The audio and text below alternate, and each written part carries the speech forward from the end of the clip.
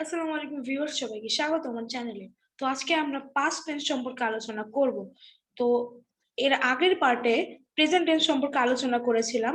যদি তোমরা present টেন্সটা miss করে থাকো তাহলে তোমরা ডেসক্রিপশনে চেক করতে পারো, ওখানে আমি লিংক দিয়ে দিয়েছি, তোমরা ওখান থেকে দেখে নাও। তো এর পরে দেখো, আজকে আমরা পাস্ট টেন্স সম্পর্কে আলোচনা করব। আর আমি এখানে আরো কিছু বেসিক বিষয় সম্পর্কে আলোচনা করেছিলাম ফার্স্ট পার্টে, তো আজকে আমাদের সেকেন্ড পার্ট। তো অবশ্যই তোমরা লিংকে যাও, লিংকে যে দেখে ফেলো প্রেজেন্ট টেন্সটা তোমরা ভালোভাবে বুঝে নাও। আর যদি ওখানে তোমাদের কোনো প্রশ্ন থাকে, তোমরা এমন কিছু থাকে যে বুঝতে পারোনি, অবশ্যই কমেন্ট বক্সে জানাবে, আমি বুঝিয়ে দেবো। তো চলো শুরু করি। আর অবশ্যই চ্যানেলটি সাবস্ক্রাইব করে ফেলো, বেল বাটন ক্লিক করে ফেলো চ্যানেলের নোটিফিকেশন পাওয়ার জন্য। আর তোমাদের ফ্রেন্ডদের মাঝখানে ভিডিওটা শেয়ার করে দিও। তো দেখো, পাস্ট টেন্স, এখন পাস্ট টেন্স বলতে আমরা কি বুঝি? অতীত কাল, তাই না? তো টেন্স বলতে কি বোঝায়, এটা ফার্স্ট টেন্স ফার্স্ট ভিডিওতে আলোচনা করেছি, এটার যে ফার্স্ট পার্টটা। তো এখানে দেখো, পাস্ট টেন্স মানে হচ্ছে অতীত কাল। তার মানে অতীত কালের ক্ষেত্রে দেখো, চার ধরনের টাইমকে বোঝাতে পারি আমরা। পাস্ট ইনডিফিনিট, এখন একটু সংক্ষিপ্ত ভাবে আমি একটু প্রথমে ব্রিফিং করি, তারপরে স্ট্রাকচারে যাচ্ছি। তো পাস্ট ইনডিফিনিট মানে অতীতকালে কোনো কিছু, যেমন ধর আমি বলতে পারি যে হি এট, সে খেয়েছিল, তাই না? শি এট, সে খেয়েছিল, শি এট রাইস, সে ভাত খেয়েছিল। তো অতীতকালে কোনো কিছু হয়েছিল বোঝালে কি হবে? হয়েছিল, কিন্তু অতীতকালে যদি কোনো কিছু হয়েছিল বোঝায়, তখন পাস্ট ইনডিফিনিট টেন্স হবে। হ্যাঁ, তারপরে পাস্ট কন্টিনিউয়াস। এখন কন্টিনিউয়াস মানে হচ্ছে কোনো কিছু হওয়া, মানে বর্তমানে বা অতীতে বা ভবিষ্যতে, মানে হচ্ছে বোঝানো। কন্টিনিউয়াস, সেটা চলতেছে, সেরকম বোঝালে কন্টিনিউয়াস টেন্স হয়। তো দেখো, তারপরে এখানে আমাদের আছে যে পাস্ট কন্টিনিউয়াস টেন্স। এখন পাস্ট কন্টিনিউয়াস টেন্সের মানে হচ্ছে অতীতকালে কোনো ঘটনা হচ্ছিল বোঝানো। যেমন ধরো আমি যদি বলি যে বৃষ্টি হচ্ছিল, হ্যাঁ ধরো আমি বলি ইট ওয়াজ রেইনিং, বৃষ্টি হচ্ছিল, তাই না? কোনো কিছু অতীতকালে হচ্ছিল বোঝালে সেটাকে পাস্ট কন্টিনিউয়াস টেন্স বলে। আর পাস্ট পারফেক্ট টেন্স মানে হচ্ছে, মানে ধরো আমি একটা উদাহরণ দিয়ে বোঝাই যে হি হ্যাড ইটেন রাইস, হ্যাঁ, এমন যদি বোঝায় সে সময় আমাদের পাস্ট পারফেক্ট হয়। তারপর দেখো, বলছে যে পাস্ট পারফেক্ট কন্টিনিউয়াস। এখন আমরা জানি পাস্ট, এখানে কন্টিনিউয়াসটা লেখা হয়নি। তো আমরা জানি পারফেক্ট কন্টিনিউয়াস টেন্সের ক্ষেত্রে কি হয়? বিন যুক্ত হয়। তো এখানে পাস্ট পারফেক্ট কন্টিনিউয়াস টেন্সের ক্ষেত্রে হ্যাড বিন যুক্ত হয়েছে। হ্যাড বিন এর সাথে দেখো verb one, ING plus extension. তো এটার যদি একটা ছোট উদাহরণ দিই, ধরো আমি দিতে পারি যে it had been raining since morning. ঠিক আছে, এখন আসো স্ট্রাকচারে। তো পাস্ট ইনডিফিনিট টেন্সের যে স্ট্রাকচার সেটা হচ্ছে সাবজেক্ট, একটা সাবজেক্ট থাকতে হবে। ভার্ব টু, আমি আগের পার্টে বুঝিয়েছিলাম যে ভার্ব টু বলতে কি বুঝিয়েছি। ভার্ব ওয়ান মানে হচ্ছে ভার্বের যে প্রেজেন্ট ফর্ম, ভার্ব টু মানে হচ্ছে ভার্বের পাস্ট ফর্ম, আর ভার্ব থ্রি মানে হচ্ছে পার্টিসিপেল ফর্ম, তাই তো? এখন ভার্বের যে তিনটা ফর্ম, আমি তোমাদেরকে একটা উদাহরণ দিই। ধরো ইট, এট, ইটেন। এখন ইটটা কি? ভার্বের প্রেজেন্ট ফর্ম। এট হচ্ছে ভার্বের পাস্ট ফর্ম। ইটেন হচ্ছে ভার্বের পার্টিসিপেল ফর্ম। তো এখানে দেখো, সেরকম ভাবেই হয়েছে যে এখানে ভার্ব টু, তার মানে পাস্ট ফর্মটা যুক্ত হবে। এখন দেখো আমি একটা উদাহরণ দেই। ধরো আই,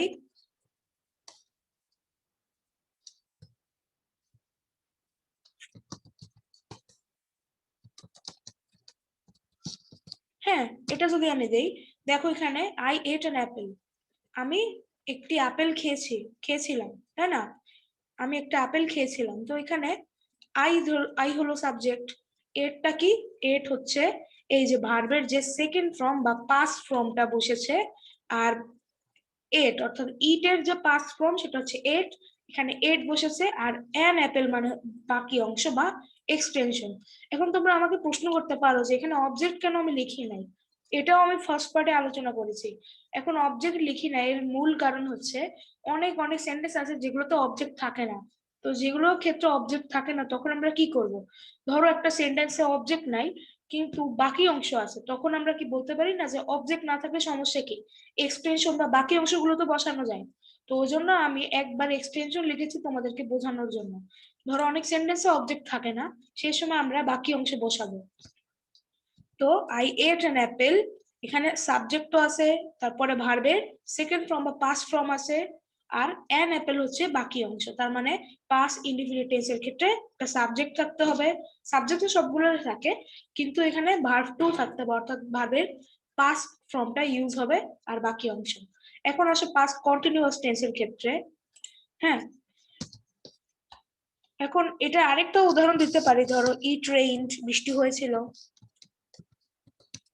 হ্যাঁ, এটা দিতে পারি। তারপরে আরো পাস্ট ফর্ম যুক্ত অনেক কিছু দিতে পারি।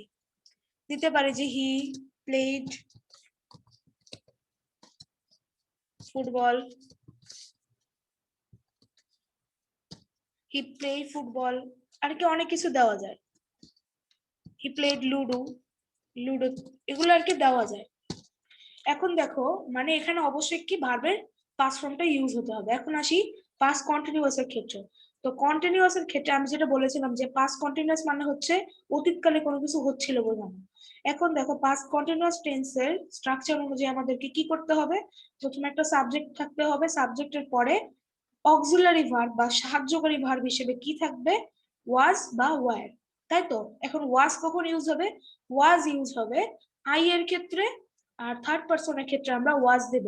আর ওয়ার কোন জায়গায় হতে পারে, কয়েকটা উদাহরণ দিয়ে, ধরো উই, ইউ, দে, হ্যাঁ এগুলোর ক্ষেত্রে হবে ওয়ার, আর ওয়াজ হবে আই এর ক্ষেত্রে, আর থার্ড পারসনের ক্ষেত্রে আমরা ওয়াজ দেব।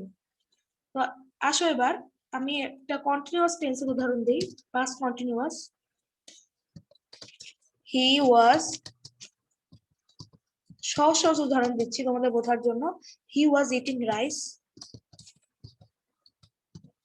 এখানে দেখো একটা সাবজেক্ট আছে হি, তারপরে দেখো একটা অক্সিলারি ভার্ব আছে, সেটা হচ্ছে ওয়াজ। আর ওয়াজ বা ওয়ার এর পরে আমরা জানি ভার্বের আইএনজি হয়, অর্থাৎ ইটিং আইএনজি যুক্ত হবে। স্ট্রাকচারও দেখো এইভাবে বলা আছে, তোমরা যদি স্ট্রাকচার গুলো ভালো মতো ভাবে মনে রাখতে পারো, টেন্স গুলো তোমরা এমনিতে সহজে পারবা। এই যে আমি এই টেন্সের উপরে আরো কয়েকটা ভিডিও বানাবো, তো এর পরের ভিডিওতে ফিউচার টেন্স সম্পর্কে আলোচনা করবো, আজকে শুধু পাস্ট টেন্স। আর পরের ভিডিওতে আমি যে টেন্স চেঞ্জিং সেই বিষয়ে একটু আলোচনা করব। তো অবশ্যই চ্যানেলটি সাবস্ক্রাইব করে রেখো। চলো এবার দেখি আরেকটা উদাহরণ যদি বিবেচনা করি আমরা। ধরো ওয়াজ, ওয়াজের উদাহরণ দিলাম, এবার ওয়ার দিই। হি না we were going to school. হ্যাঁ, তাহলে এখানে দেখো উই একটা সাবজেক্ট আছে, ওয়াজ বা ওয়্যার বসার কথা, এখন আমরা জানি ওয়্যার বসবে উই, ইউ, দে, এগুলোর ক্ষেত্রে বসবে ওয়্যার। তারপরে হচ্ছে মানে ধরো প্লুরাল নাম্বার, তারপরে উই, ইউ, দে, এগুলোর ক্ষেত্রে আমাদের ওয়্যার বসবে। আর ওয়াজ, তারপরে থার্ড পারসন, এগুলোর ক্ষেত্রে ওয়াজ বসবে। তো উই যেহেতু উই উই উই এর ক্ষেত্রে আমরা জানি যেহেতু ওয়্যার বসবে, তো ওই জন্য we were going to school. আর ওয়াজ এর পরে আমরা জানি ভার্বের আইএনজি ফর্ম হয়, তো ভার ওয়ান প্লাস আইএনজি। দেখো তোমরা স্ট্রাকচারটা, সাবজেক্ট প্লাস ওয়াজ বা were plus verb one plus ING plus extension, অর্থাৎ প্রথমে সাবজেক্ট, তারপর ওয়াজ বা ওয়্যার, এখানে ওয়্যার আছে উই এর কারণে, তারপরে গোয়িং, তারপরে টু স্কুল, বাকি অংশ এক্সটেনশন। এবার আসি দেখো পাস্ট পারফেক্ট টেন্সের ক্ষেত্রে। তো পারফেক্ট টেন্স মানে, পারফেক্ট টেন্সের ক্ষেত্রে হবে কি, আমরা জানি প্রেজেন্ট পারফেক্ট টেন্সের ক্ষেত্রে আমরা কি করেছিলাম, সাবজেক্ট এনেছিলাম, তারপরে হ্যাভ বা হ্যাজ আনছিলাম, তারপরে ভার্ব থ্রি প্লাস এক্সটেনশন, এটাই তো ছিল। কিন্তু পাস্টের ক্ষেত্রে আমাদের সব সেম, শুধুমাত্র হ্যাডটার পরিবর্তন করতে হয়। মানে প্রেজেন্ট টেন্সে ইউজ হবে হ্যাভ হ্যাজ, হ্যাভ বা হ্যাজ, আর পাস্ট পারফেক্টের ক্ষেত্রে শুধু হ্যাড ইউজ হবে। একদম সহজ। দেখো আমি এটার একটা উদাহরণ দিই যে it had rained, এটা একটা উদাহরণ হতে পারে। তারপর দিতে পারি যে he had got the book, এটা একটা উদাহরণ হতে পারে, তাই না। তার মানে একটা সাবজেক্ট থাকতে হবে, তারপরে হ্যাড থাকতে হবে পাস্ট পারফেক্টের ক্ষেত্রে, তারপরে ভার্বের পার্টিসিপল ফর্ম বা ভার্ব থ্রি বসাতে হবে। তার মানে গেট গট গট বা গেট গট গটেন। তো তোমরা গট বা গটেন দিতে পারো, সমস্যা নেই, কিন্তু গেট গট গট এটা দিতে পারো। তো এখানে হি হ্যাড এর পরে অবশ্যই ভার্বের থার্ড ফর্ম বা পার্টিসিপল ফর্ম দিলাম, এখানে গট, তারপরে দ্য বুক, তাই তো।